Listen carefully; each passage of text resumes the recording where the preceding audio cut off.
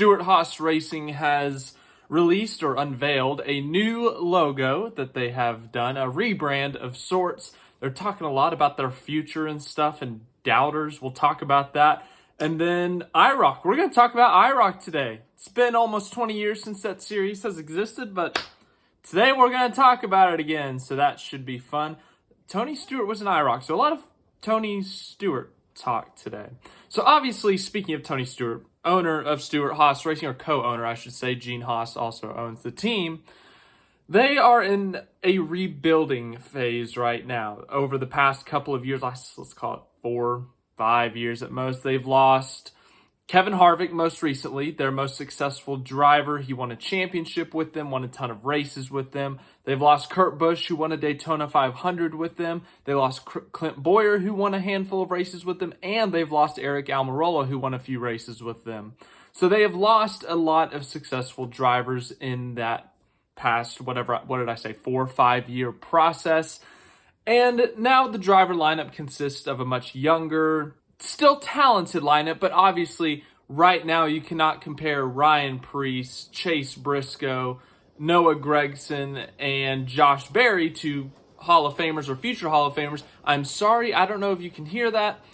It is raining really hard where I am right now, and this room is the loudest room in the house when it comes to the rain, apparently. I literally walked around the whole house, and this is the loudest room. Anyways, comparing those two driver lineups of Bowyer, Almirola, Kurt Busch, Kevin Harvick to the current lineup of Preece, Briscoe, Berry, and Gregson, you can't do that, obviously, because, well, I mean, technically you can. You get my point.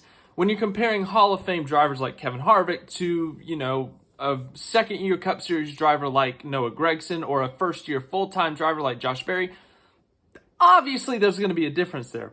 The point being is that SHR is in a rebuilding phase. We've seen this before in NASCAR. We see this in all other types of pro teams. Teams will tank for a draft pick so they can get young players to help revamp, bring their franchise back to winning. In NASCAR, there's no draft, though, so it's kind of hard to tank, but there is still a rebuilding process. We saw it with Hendrick Motorsports about 5 or 6 years ago. Remember, 2015, Jeff Gordon retires. 2017, Casey Kane. I think he just left. I don't think he had retired yet. In that same year, Dale Earnhardt Jr. retired, leaving only Jimmy Johnson. And then the other 3 cars were Alex Bowman. So we're now to 2018. The other 3 cars were Alex Bowman, Chase Elliott, William Byron, 3 very young drivers. And then in 2020, Jimmy Johnson retires. But at that point, Hendrick had they were still technically in a rebuild, I think, but Chase Elliott had won the championship. They were bringing on Kyle Larson. Alex Bowman and William Byron had both won races at that point. The rebuild, obviously looking at it now, it worked out pretty well for Hendrick Motorsports. So the question is, can that work for Stewart-Haas Racing? We've talked about Stewart-Haas Racing, their struggles over the past few years on this channel a lot. So I'm not going to talk about every single year like I normally do. Let's just get to what you came here for, the logos. It's been like 4 minutes and I haven't even shown you the logos. Here's the logos. Stewart-Haas Racing, their new logo. Now here's the old logo if you want a comparison. I like the old logo, I will say, because it, as I accidentally elbow Sam Hornish Jr. here, apologies. I will say I like the old logo. It kind of gave me not an old-timey vibe, but I feel like you'd see that logo on a mechanic suit. When you go to a garage to get your car repaired, they got the jumpsuits, they got their name signed on the suit, and then on the other side is a logo. The Stewart-Haas Racing logo reminded me of that, and that's not an insult. I really like their old logo. But we see in multiple companies, multiple, sports teams go through rebrands. They go through a phase where they think they need to update their logo, give the fans something different, something a little bit more modern sometimes. And this is what it feels like to me. It feels like a rebrand to modernize, in a sense. The S and the H, you got something coming out of the S, I guess technically the H too, but really the S. I don't know how you would describe what that is, but they have a new logo now. So let me know your thoughts on it. And they also gave it a color palette. It's like when you go to Home Depot or something, you're looking at the little things that tell you what the colors are, and it's like 20 shades of blue, and half of them look the same, but Beautiful blue is different than bright blue. I don't know. But they did give a color palette sheet. We have banner blue from Stewart-Haas Racing, a word mark built to reflect our bold attitude and untamed desire to go fast. Then we have badass black. They did not give a description for that one, and they did not give a description for smoky white. Obviously, smoky white, Tony Stewart, his nickname is Smoke. That makes sense. But yeah, there's your color palette for Stewart-Haas Racing and their new logo. And they did this video, and they've been doing this for the past couple of weeks on their social media, is they've been talking about doubters a lot. And here's the thing, Stewart-Haas Racing, I mean this with the utmost respect, is that they're talking about doubters, you know, oh, people doubt us, they don't think we're good anymore, they don't think we're gonna be good anymore. And look, I understand they are trying to get motivation. And yes, I think you're allowed as a race team, as a competitor, to use anything to your advantage to, you know, increase your motivation, team motivation, individual motivation, whatever it may be. Yes, you can. But they're talking about doubters as if like they're Alabama this year. You know, Alabama had that early season loss. Everyone was doubting them, said they were done, the dynasty's over. And then by the end of the season, they're still in the playoff. That's not really the same case with SHR. SHR is in a rebuild, as I said. They've got 4 young drivers trying to prove themselves. The performance at SHR has not been to its normal standard, its championship standard, nor its winning standard. Did they even win a race last year? I don't think they did. So they have not been to their normal standard. So the doubt for Stewart-Haas Racing does not come as hate. It's not like, oh, you're Stewart-Haas Racing, I hate you, you suck. It's not like that. It's looking at the numbers, looking how the past couple of years have gone. Stewart-Haas Racing has been on a downward trend, so people are doubting them because of that. It is not like a pure hatred motivation. It's looking at the numbers, looking at the performance. So, Tony Stewart, I get the motivation aspect, trying to motivate your team, but I think there are going to be some growing pains in these next couple of years.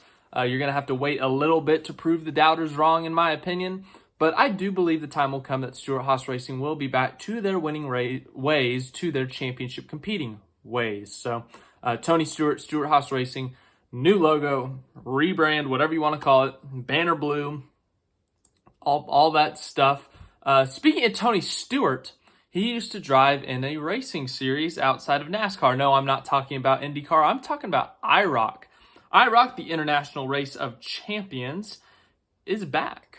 There was first a report, and then an official press release was released, as is the name, press release.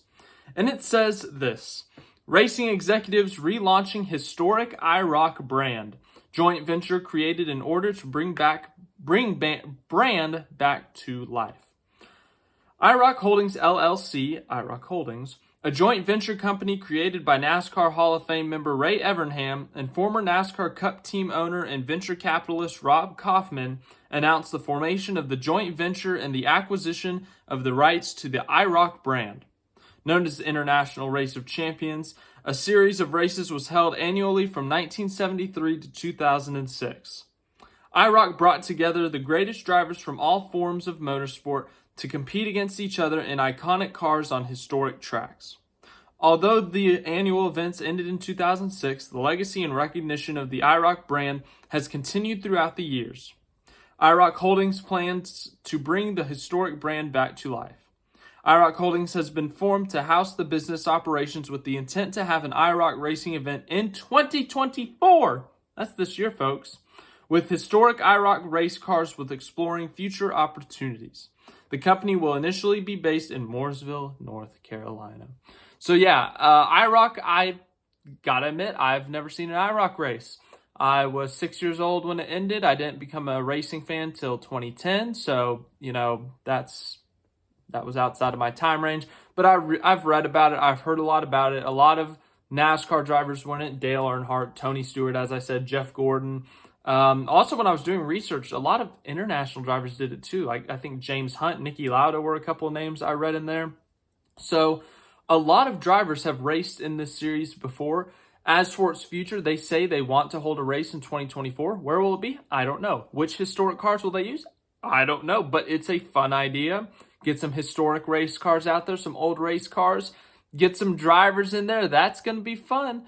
Ray Evernham running the thing. He was a part of SRX for a bit there, the Tony Stewart series that goes to short tracks across the country.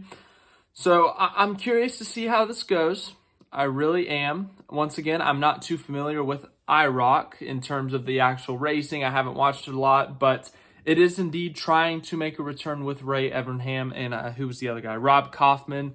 I'm curious to see how this goes. I'm curious to see where they go, which racetracks they use, which race cars they use, and also to see who drives in it. Like, will any active drivers, across the world, any NASCAR, IndyCar, endurance, F1, anything like that, will anyone active do it, or will this be more of a, will we see a lot of retired drivers go in this thing? Will Dale Jr. do it?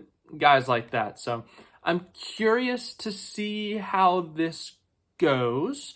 I don't know what to think of this, honestly. I just thought I would inform you that IROC is happening, or it's trying to make a comeback. It's funny. I was talking with someone the other day, I can't remember who, about racing, different racing, because they knew I like racing and all that. We were talking about NASCAR, F1, IndyCar came up, and then IROC came up, and I was like, that's a throwback right there.